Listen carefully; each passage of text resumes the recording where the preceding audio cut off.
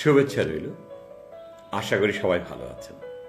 আমি আবারও আজকে লাইভে আসছি এবং আজকে যেটা নিয়ে আমি আলোচনা করতে চাই সেটা হচ্ছে যে সেলসম্যান ক্রেতাকে ভাবাতে শেখায়, তার প্রয়োজনটা বুঝাতে শেখায়। এখন আবার আসি একটা কথা নিয়ে, ক্রেতা কিনে না, আমরা ক্রেতাকে কেনাই। ক্রেতা কিনতে চায় না। আমরা যারা সেলসম্যান, আমরা ক্রেতাকে কিনানোর জন্য প্রস্তুত করি। ক্রেতা ছাড়া বিক্রেতা যেরকম অস্তিত্ব নেই, এবং বিক্রেতা ছাড়া ক্রেতারও কখনো কখনো যা পেতে চায় সেটা পেতে পারে না। এবং ক্রেতার জন্য এবং বিক্রেতার জন্য দুজনে দুজনার ওতপ্রোতভাবে জড়িত। আমি একটা কথা বলি, সেলসম্যানের টার্গেট আছে। কিসের টার্গেট?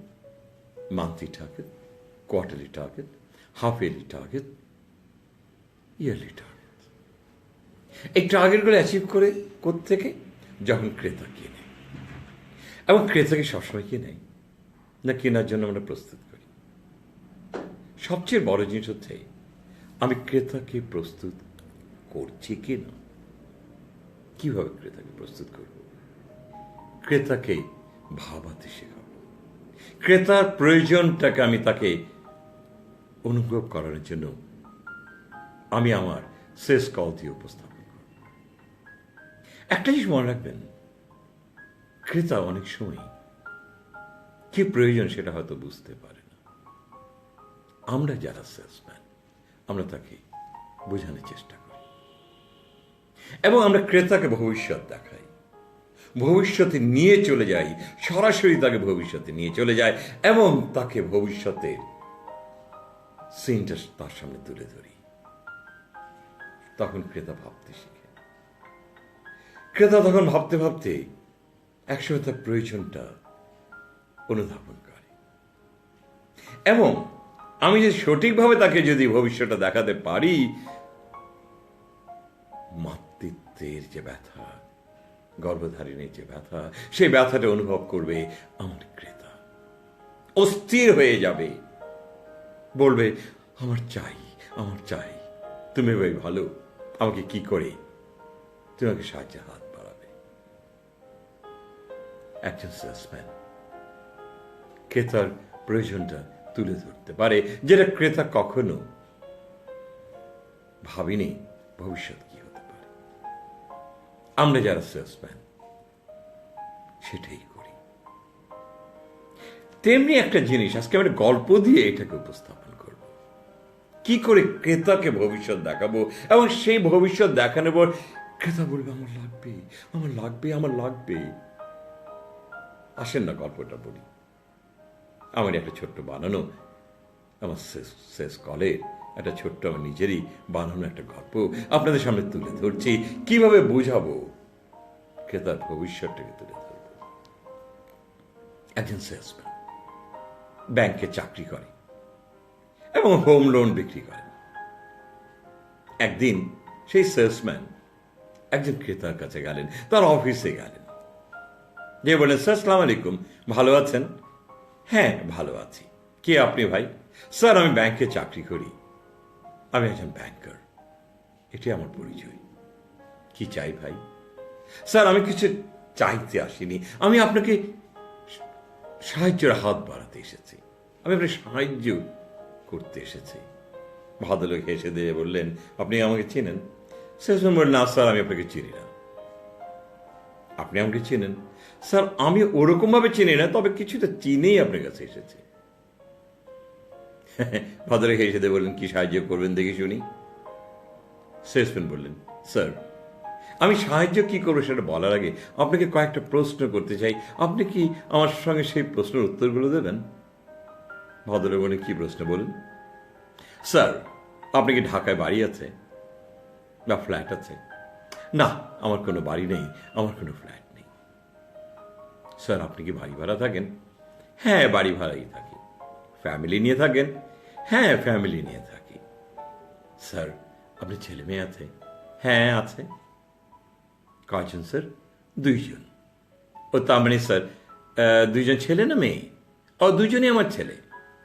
আচ্ছা আচ্ছা, তাহলে স্যার আপনি ভাবি আপনার দুইজন ছেলে একসাথে 4 জনের সংসার। তাই স্যার, আপনি যেহেতু আপনি বাড়ি ভাড়া থাকেন, কখনো বাড়ি বদলান না? হ্যাঁ, বদলাই। তাহলে স্যার অনেক সময় এরকম তো হতে পারে যে আপনার চিঠি মিস যায়। হ্যাঁ, যায়। বাড়ি যখন বদলান তখন অনেক আসবাবপত্র নষ্ট তো হয় স্যার। হ্যাঁ, হয়। তাহলে স্যার একবার চিন্তা করে দেখেন, আপনার চিঠি হারাচ্ছে, জিনিসপত্র হারাচ্ছে। স্যার আরেকটা জিনিস বলি, এই বাড়ির থেকে ওই বাড়িতে যখন আপনি যান তখন এরকম হয় না স্যার যে আপনার ফার্নিচার ঠিকমতো সেটও হয় না? আরে ভাই, বাড়ি ভাড়াতে থাকি আবার এত কিছু ভেবে কি কখনো হয়? স্যার তাহলে একটা কথা বলি, আপনার কিন্তু কোনো পার্মানেন্ট ঠিকানা নেই, তাই না স্যার? হ্যাঁ, তা তো নাই। তাহলে স্যার আরেকটা কথা বলি, যদি মনে কিছু না করেন। হ্যাঁ জি, বলুন। স্যার আল্লাহ না করুক, যদি আপনার চোখটা বন্ধ হয়, আপনার 2টা সন্তান এবং আপনার ওয়াইফ কোথায় যে দাঁড়াবে? তাদের মাথা গুঁজে ঠাইটা কোথায়? একবার কি কখনো চিন্তা করেছেন স্যার? ভদ্রলোক থমকে গেলেন, একটু ভাবতে থাকলেন। হ্যাঁ ভাই, ঠিকই বলেছেন, ওটা তো এত বেশি ভালোভাবে চিন্তা করিনি।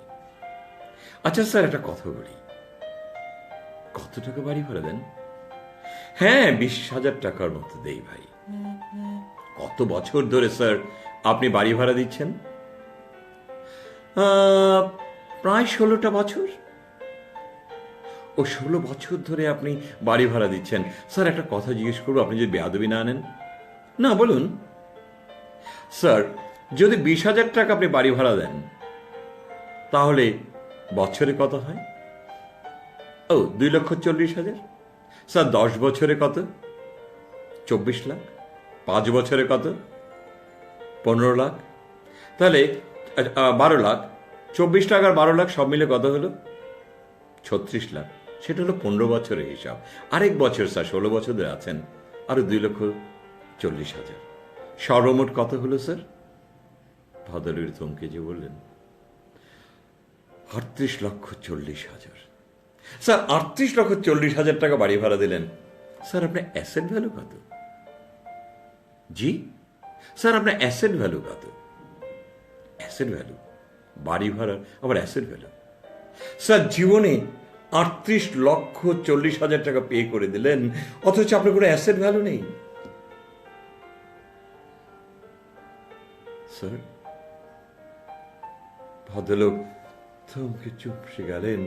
38,40,000 টাকা আমি পে করেছি বাড়ি ভাড়া, অথচ অ্যাসেট ভ্যালু 0। ভদ্রলোক খুব মলিন চেহারা বললেন, ভাই তাই তো দেখছি। স্যার বলে, সরি স্যার, আমার আর সময় নেই আপনার সাথে কথা বলার। স্যার এই আমার কার্ডটা রাখেন, আমার একটা মিটিং আছে স্যার, আমার প্রপার মিটিং। আমি সরি স্যার, আপনার সাথে কথা বলতে একটু দেরি হয়ে গেল। স্যার আমি পরে এক সময় আসবো, আপনি আমার কার্ডটা রাখেন। ভদ্রলোক বলেন, ভাই আরেকটু বসা যেত না? স্যার ক্ষমা করবেন, আমি আসবো। চলে গেলেন। ভদ্রলোক চিন্তায় পড়ে গেলেন, কি করলাম জীবনে? 38,40,000 টাকা। খুব চিন্তায় পড়ে গেলেন। আস্তে আস্তে বাড়িতে ফিরলেন। বাড়িতে মনটা বিষণ্ণ হয়ে বাড়িতে ঢুকলেন, চিন্তার মধ্যে থাকলেন। ভদ্রলোক ওয়াইফ কাছে আসলেন, কি হলো তোমার আজকে মনটা এরকম বেজার কেন? কি চিন্তা করছো? না এমন কিছু না। ভদ্রবেলা বারবারই খেয়াল করলেন ওই যেন কি চিন্তা করছে। কাছে গেলেন, বলো না কি হয়েছে, কোনো অসুবিধা হয়েছে? না না না, অসুবিধা হয়নি। বলো না কি হয়েছে। ভদ্রলোক বললেন, তাহলে শোনো, আমি 16টা বছর আমি বাড়ি ভাড়া দিচ্ছি, 38,40,000 টাকা পে করলাম, আমি নিজের মাথা গুজার কোনো ঠাঁই করতে পারলাম না। কিরকম বোকার বোকা, তুমি বুঝতে পেরেছ? ভদ্রমহিলা হেসে, মুচকি হেসে বললেন, ওটা তো আমি বিয়ের পরেই বুঝেছি, আর আজকে বুঝি তুমি বুঝেছ। ভদ্রলোক নিরুপায় হয়ে ওয়াইফের দিকে তাকিয়ে থাকলেন, ওয়াইফ চলে গেলেন। ভদ্রলোক সারাটা রাত ঘুমাতে পারলেন না। পরের দিন সকালে এসেই ছেলেটাকে ফোন করলেন, ও ভাই কোথায় আপনি, কি যে বললেন আর কি যে জানালেন। আমার যে ঘুম হচ্ছে না। ও ছেলে বলে, স্যার ক্ষমা করবেন, আজকে তো আমি কোনো অবস্থাতে আসতে পারবো না, আজকে পারবো না, কালকেও পারবো না। ভদ্রলোক বলেন, কি বলেন আপনি? আপনি বলেছিলেন আমাকে সাহায্য করবেন। স্যার আমি সাহায্য আপনাকে করব, আমি আপনাকে সাহায্য করব, তবে স্যার আমি আজকে আসতে পারবো না, কালকে আসতে পারবো না, কারণ আমার প্রচন্ড মিটিং এর চাপ। আমি একটার পর একটা কাস্টমার ভিজিট করতে পারি স্যার, সব অ্যাপয়েন্টমেন্ট ফিক্স করা। স্যার ক্ষমা করবেন, আমি আজকে পারবো না, কালকে পারবো না, পরশু দিন হয়তো স্যার আপনার সাথে দেখা করবো।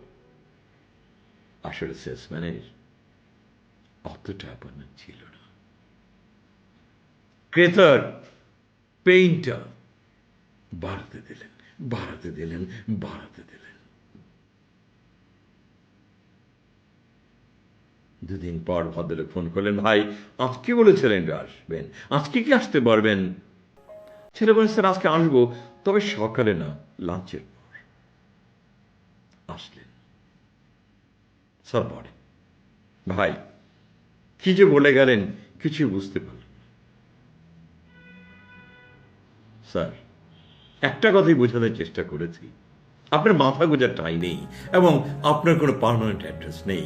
আর বাচ্চাগুলো, আল্লাহ না করুক আপনি যদি চোখ বন্ধ হয়, ওই বাচ্চারা রাস্তায় এসে কোনো ঠাঁই পাবে না।